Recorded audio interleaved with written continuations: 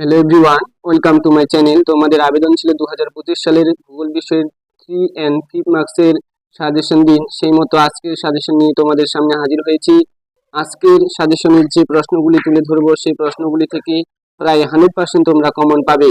গত 2024 সালে যে সাজেশন দিয়েছিলাম তার থেকে প্রায় 100% সব প্রশ্ন কমন ছিল। দীর্ঘ 10 বছরের অভিজ্ঞতায় তোমাদেরকে এই মন্তব্যটি করলাম। তো প্রথম ভিডিওতে তোমাদের 2 এবং 3 নম্বরের সমস্ত প্রশ্নগুলি আলোচনা করে দিয়েছি। কোন প্রশ্নের উপর জোর দিতে হবে, কোন প্রশ্নের উপর কম জোর দিতে হবে, কিভাবে নোটটি তৈরি করে রাখবে।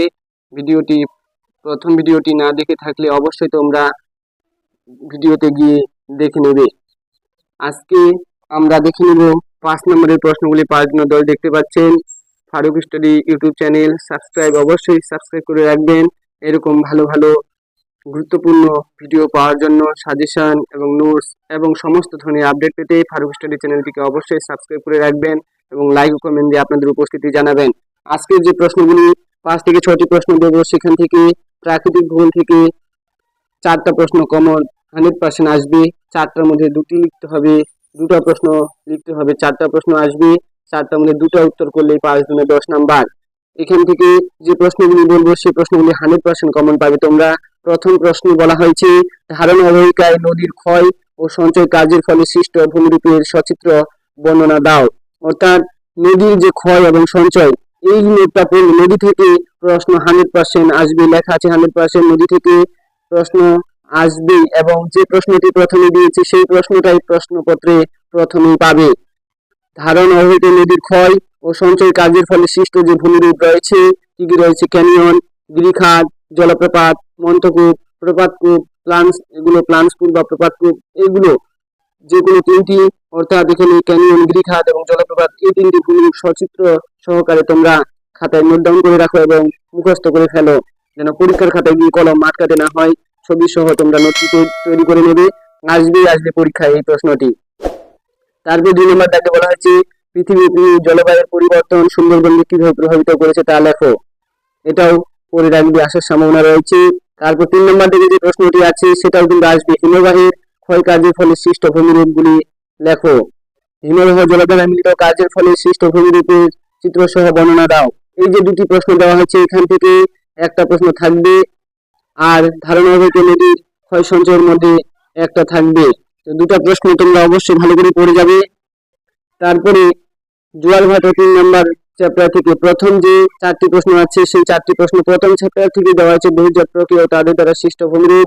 এই 4টা প্রশ্ন ভালো করে তৈরি করে রাখো, তাহলে তোমাদের যে বায়ুমণ্ডল দীর্ঘ একটা বড় চ্যাপ্টার রয়েছে সেই চ্যাপ্টার থেকে পড়তে হবে না। সেই চ্যাপ্টার থেকে আমরা জানি বায়ুমণ্ডল থেকে বায়ুর চাপের যে বলয়গুলি রয়েছে, তারতম্যের কারণ এবং দৃষ্টিপাত, সেইগুলি প্রশ্ন কিন্তু অনেক অনেক বল লিখতে হবে, কিন্তু কোনো চিত্র দেওয়া যাবে না। সেজন্য নাম্বার কিন্তু 5-এর মধ্যে 3.5, 4 পাওয়া যায়। সেজন্য নদী থেকে চিত্র সহকারে তোমরা নোটটা তৈরি করে রাখবে এবং আসবে হিমবাহ থেকে আর নদী থেকে, এই 2টা টপিক ভালো করে 5-এর জন্য পড়ে যাবে, কমন পাবে। তারপরে 5 নম্বর দাগে বলা হচ্ছে, জোয়ার ভাটা সৃষ্টির কারণ। বায়ুমণ্ডল চ্যাপ্টার থেকে এই প্রশ্নটি জোয়ার ভাটা সৃষ্টির কারণ পড়লেই এটাই 100% আসবে। সমুদ্র স্রোত পরপর 2023 এবং 22-এ এসেছে, তাই আসার সম্ভাবনা নেই বললেই চলে। তোমরা জোয়ার ভাটা সৃষ্টির কারণটা এবং প্রভাবটা পড়ে রাখবে, একদম কি দেখবে প্রশ্নপত্রে এই প্রশ্নটা এসেছে, কোনো ভুল নেই, 100% লেখা আছে। আসবে তোমরা অবশ্যই পড়ে যাবে। তারপরে 6 নম্বর দাগে একটা এক্সট্রা প্রশ্ন স্বরূপ তোমরা ধরে নাও, এই প্রশ্নটা বলা হয়েছে যে শৈলক্ষেপ বৃষ্টিপাতের পরিচয় দাও। শৈলক্ষেপ বৃষ্টিপাতের যে প্রশ্নটা রয়েছে, মাত্র একটি প্রশ্ন, সেজন্য একটি বৃষ্টিপাতে কখনো 5-এ 5 পাওয়া যায় না। এই প্রশ্নটা যদি পারো তাহলে পড়বে, না পারলে বায়ুমণ্ডল থেকে পড়ার দরকার নেই। তারপরে রয়েছে ইকোনমিক্স জিওগ্রাফি, অর্থাৎ প্রাকৃতিক বা ফিজিক্যাল জিওগ্রাফি থেকে এই প্রশ্ন কয়টি নোট ডাউন করে এখন থেকে ভালো করে পড়ে নাও, 100% কমন পাবে, এর বাইরে একটা প্রশ্ন আসবে না। তারপরে দেখে নেব অর্থনৈতিক ভূগোল থেকে কি বলা হয়েছে, 5×10, এখানেও এটা অর্থনৈতিক ভূগোল থেকে 4টি প্রশ্ন আসবে, 2টি লিখতে হবে। প্রথম প্রশ্নে বলা হয়েছে, ভারতের পশ্চিম হিমালয়ের ভূপ্রকৃতির শ্রেণীবিভাগ করো। অর্থাৎ পশ্চিম হিমালয়ের ভূপ্রকৃতির শ্রেণীবিভাগ করে আলোচনা করতে হবে, এটাও পড়বে। তারপর 2 নম্বর দাগে যে প্রশ্নটি বলা হয়েছে খুবই গুরুত্বপূর্ণ, ভারতের জলবায়ুতে মৌসুমী বায়ুর প্রভাব বা বৈশিষ্ট্য লেখো। পরে রাখবে, অবশ্যই আসবে প্রশ্নটি। তারপর 3 নম্বর দাগে বলা হচ্ছে ভারতের চা ও গম, এই চাটা আসার সম্ভাবনা প্রবল রয়েছে। চা এবং গম এই দুটি প্রশ্ন একই সবই তোমার পয়েন্টগুলো রয়েছে, সেই পয়েন্টগুলো শুধু পরিমাণ, উষ্ণতার পরিমাণ কত, তারপরে বৃষ্টিপাতের পরিমাণ কত, কিরকম শ্রমিক দরকার, একই পয়েন্ট, শুধু লেখার সময় একটু ধরনটা চেঞ্জ করবে। সেজন্য গম এবং চা সুন্দর করে এই দুটি প্রশ্ন তোমরা খাতায় নোট ডাউন করে পড়ে নাও, আসবেই আসবে, কোনো ভুল নেই, 100% বলে দেওয়া হলো। তারপরে 4 নম্বর দাগে যে প্রশ্নটি বলা হয়েছে সে প্রশ্নটি কোনো বিকল্প নেই, এই প্রশ্নটি আসবেই আসবে। 4 নম্বর দাগের পূর্ব ভারতের লৌহ ইস্পাত শিল্পের উন্নতির কারণগুলি লেখো, উন্নতির কারণগুলি লেখো। লৌহ ইস্পাত শিল্প সম্পর্কে যে প্রশ্নটি আসবে সেই প্রশ্নটি হচ্ছে পূর্ব ভারতের লৌহ ইস্পাত শিল্পের উন্নতির কারণ, আসবেই আসবে 100%, এটাও থাকলো দেওয়া, আসবেই। যদি না এসে থাকে তারপর তোমরা জানাবে যে শুধু মুখে বলে দিল আসলো না, এরকম হতে পারে না। গতবারের যে প্রশ্নগুলি বলেছিলাম যেটা আসবেই আসবে, সেই প্রশ্নটা এসেছে, তার বাইরে একটাও আসেনি। তো 2025 সালের জন্য আবার বুক ফুলিয়ে বলতে পারি ফারুক স্টাডি চ্যানেলের পক্ষ থেকে যে যে প্রশ্নটিতে 100% বলা হচ্ছে সেই প্রশ্নগুলি অবশ্যই তোমরা পড়ে যাবে। যদি ছেড়ে দাও তাহলে কিন্তু কপালে দুঃখ আছে, পরীক্ষায় তখন লিখতে পারবে না। তাই যে প্রশ্নটা আমি পরে জোর দিচ্ছি আমি চ্যানেলের পক্ষ থেকে, তোমরা অবশ্যই সেই প্রশ্নগুলিতে ভালো করে মনোযোগ দিয়ে পড়ে নেবে। তারপরে 5 নম্বর দাবিতে বলা হয়েছে ভারতে অসম জনবিন্যাসের প্রাকৃতিক ও অর্থনৈতিক কারণ। প্রাকৃতিক কারণ 3টা পড়ে রাখবে, অর্থনৈতিক কারণ 3টা পড়ে রাখবে। কেন দিনকে দিন ভারতে জনসংখ্যা বেড়ে চলেছে, বর্তমানে 142 কোটি, 2001 সালে জনগণনা ছিল 102 কোটি, প্রায় 2011 সালে 121 কোটি, 1,93,422 জন মানুষের পরিচয়পত্র পাওয়া গেছে। কিন্তু বর্তমানে 2021 সেন্সাস হয়নি, 2024 সালে এসে আমরা দেখতে পাচ্ছি ভারতের জনসংখ্যা প্রায় 142 কোটি প্লাস হয়ে গেছে। তো এই যে দিনকে দিন ভারতের জনসংখ্যা বৃদ্ধি পেয়ে চলেছে, কি কি কারণে, সেগুলি অর্থনৈতিক এবং প্রাকৃতিক কারণগুলি তিনটা করে লিখে পড়ে নেবে। তারপরে আমরা দেখতে পাচ্ছি map pointing. Farooq study channel অবশ্যই সাবস্ক্রাইব করতে ভুলবেন না, এরকম ভালো ভালো ভিডিও পেতে ফারুক স্টাডি চ্যানেলটিকে অবশ্যই তোমরা সাবস্ক্রাইব করে রাখবে এবং উপকৃত হবে। এই সাজেশনটি অবশ্যই তোমরা দেখে যাবে, কারণ গত 2024 সালে, বারবার বলছি 2014 থেকে আজ 24, এই 10 বছর ধরে যে সাজেশনগুলি প্রোভাইড করা হয়েছে তার আগেরগুলো আমরা ভিডিওতে পাইনি, কেননা কারণ এই চ্যানেলটি খোলার মাত্র 6 মাস হতে চলছে। সেজন্য আমি 30 সাল পর্যন্ত বলছি না, 24 সালে প্রথম ভিডিও দিয়েছি, সেজন্যই বলছি। 2014 থেকে যে সমস্ত সাজেশন দিয়েছি সবই কমন ছিল এবং আমার এই সাজেশনগুলি বিভিন্ন স্কুলগুলো প্রোভাইড করেছে এবং অনেক জায়গায় গিয়েছে, পুরো পশ্চিমবঙ্গে ছড়িয়ে দেবে, বন্ধু বান্ধব যতগুলো আছে শেয়ার করে দেবে। এবার ম্যাপ পয়েন্টিং দেখতে পাচ্ছ যে ম্যাপ পয়েন্টিং 10 থেকে 10টাই আসবে, 10টাই করতে হবে, কোনো ধরনের বেশি প্রশ্ন থাকবে না যে যে কোনো আমি 10টি করব।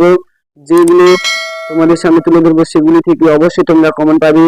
যেমন নদী, নদী থেকে বলা হয়েছে তাপ্তি নদী, মহানদী, কৃষ্ণা নদী, এই যে, তারপর কাবেরী নদী, এই যে 4টা নদী থেকে দেওয়া হয়েছে, 4টার মধ্যে একটা তোমরা অবশ্যই কমন পাবে। ভাগীরথী, তাপ্তি গুজরাটে, মহানদী ওড়িশায়, কৃষ্ণা নিচে রয়েছে অন্ধ্রপ্রদেশ, কাবেরী এদিকে তোমার দক্ষিণ ভারতে। তো এই যে 4টা নদী এরকম ভাবে তোমাদের পড়তে হবে। তারপর লোকটাক হ্রদ, ভারতের বৃহত্তম উপহ্রদ, লোকটাক হ্রদ মণিপুরে রয়েছে, ঠিক আছে। তারপরে তোমাদের ভারতের বৃহত্তম উপহ্রদ উড়িষ্যায়, চিল্কা হ্রদ, এই দুটোর মধ্যে একটা প্রশ্ন আসবেই ম্যাপ পয়েন্টিং। তারপর সাতপুরা পর্বত, বিন্ধ্য পর্বত, আরাবল্লী পর্বত, এই 3টা পর্বত থেকে তোমরা একটা প্রশ্ন পাবেই পাবে 100%।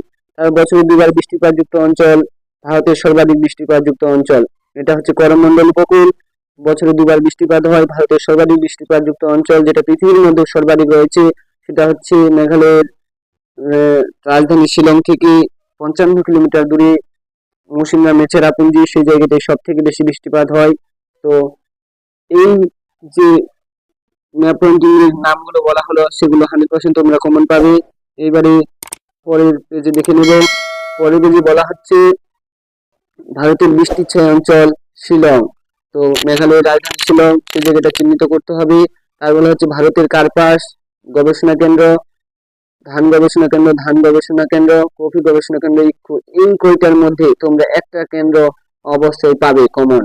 তারপরে ভারতের তিনটা ম্যানচেস্টার রয়েছে। উত্তর ভারতের ম্যানচেস্টার কানপুর দেওয়া আছে দেখো। মধ্য ভারতের ম্যানচেস্টার যদি আসে তাহলে হবে গুজরাটের আহমেদাবাদ, এবং দক্ষিণ ভারতের যদি ম্যানচেস্টার বলে তাহলে কোয়েম্বাটোর। অর্থাৎ ম্যানচেস্টার বিষয় থেকে কিন্তু একটা প্রশ্ন থাকবেই। তারপরে ভারতের হাইটেক বন্দর, মুম্বাই মৎস্যবা বন্দর। তো 14টি প্রশ্ন টাইপিং এসেছে, আমি লিখে রেখেছি তোমাদের জন্য 28টি ম্যাপ পয়েন্টিং। এই 28টার মধ্যে তোমরা আশা করি 9 থেকে 10টা কমন পাবে, আর একটা দুটার জন্য তোমাকে আরো 28টা করতে হবে। অর্থাৎ 50 থেকে 60টা যদি তোমরা করো তাহলে অবশ্যই তোমরা 10-এ 10 কমন পাবে। আমি এখানে 14টি নিয়ে এসেছি, বাকিগুলো তোমাদের সামনে ম্যাপ একদম উত্তর সহ তোমাদের সামনে তুলে ধরবো। যদি ম্যাপ পয়েন্টিং দরকার হয় তোমরা অবশ্যই কমেন্ট বক্সে জানাবে কি কি বিষয়, কি কি টপিক তোমাদের দরকার, আমি ভিডিও করে তোমাদের সামনে তুলে ধরবো। তো এই ছিল আজকের মূল আলোচ্য বিষয়। এটা 3 এবং 5-এর প্রশ্নগুলি তুলে ধরা হলো। 5-এর গুলো আলোচনা করলাম, 3-এর গুলো একটু দেখে নাও। 3-এর গুলো আমি প্রথম ভিডিওতে তুলে ধরছি তাই বলিনি। 3-এর গুলো দেখো, মরুপ্রায় অঞ্চলে উপকূলীয় অঞ্চলে বায়ু কার্যের প্রাধান্যের কারণ। এটা প্রশ্ন আসবে, ভালো করে পড়বে। ট্রোপোস্ফিয়ারের উচ্চতা বৃদ্ধির সাথে সাথে উষ্ণতা হ্রাস পায় কেন, এটিও গুরুত্বপূর্ণ। মৌসুমী বায়ুর উপর জেট বায়ুর প্রভাব অবশ্যই করে রাখবে, আসবে প্রশ্নটা। সমুদ্র বায়ু স্থলবায়ুর পার্থক্য খুবই গুরুত্বপূর্ণ, আসবে। 10ম শ্রেণীর শিক্ষার্থী হিসাবে বর্জ্য ব্যবস্থাপনায় শিক্ষার্থীর ভূমিকা, প্রশ্নটা আসবে, ভালো করে পড়ে রাখবে। ভাগীরথী হুগলি নদীর জল কিভাবে দূষিত হচ্ছে তাও পড়বে, আসবেই কিন্তু। তারপরে ভারত থেকে 3 নম্বরে কি কি দেখে নাও। পূর্ব উপকূল ও পশ্চিম উপকূলের মধ্যে পার্থক্য লিখো, আসবে। এখানে উত্তর ভারতের নদী, দক্ষিণ ভারতের নদীর পার্থক্য সেটাও পড়ে রাখবে, দুটোর মধ্যে একটা পার্থক্য আসবেই। চিরহরিৎ এবং ক্রান্তীয় পর্ণমোচী উদ্ভিদের পার্থক্য। পাঞ্জাব হরিয়ানা রাজ্যে কৃষি বিপ্লবের উন্নতির কারণ। ভারতের নগরায়নের 3টি সমস্যা আসবে। ভূবৈচিত্র্য সূচক মানচিত্রের ব্যবহার এবং ভূবৈচিত্র্য মানচিত্রের গুরুত্ব, এই দুটো প্রশ্নই আসবে, একটা লিখতে হবে। তো এই ছিল আজকের মূল আলোচ্য বিষয়। ক্লাসটি ভালো লাগলে বন্ধুদের মাঝে বেশি বেশি করে শেয়ার করে দিয়ে, যেন পুরো পশ্চিমবঙ্গে ছড়িয়ে পড়ে। 2K ভিউ চাই এবং 200 লাইক চাই, এবং কোনো ধরনের কনফিউজ থাকলে অবশ্যই তোমরা কমেন্ট বক্সে জানাবে। এই ছিল আজকের মূল আলোচ্য বিষয়। ক্লাসটি ভালো লাগলে বন্ধুদের মাঝে বেশি বেশি করে শেয়ার করে দেবেন এবং চ্যানেলটিকে সাবস্ক্রাইব করে নেবেন। Thank you for watching. দেখা হচ্ছে পরের ভিডিওতে।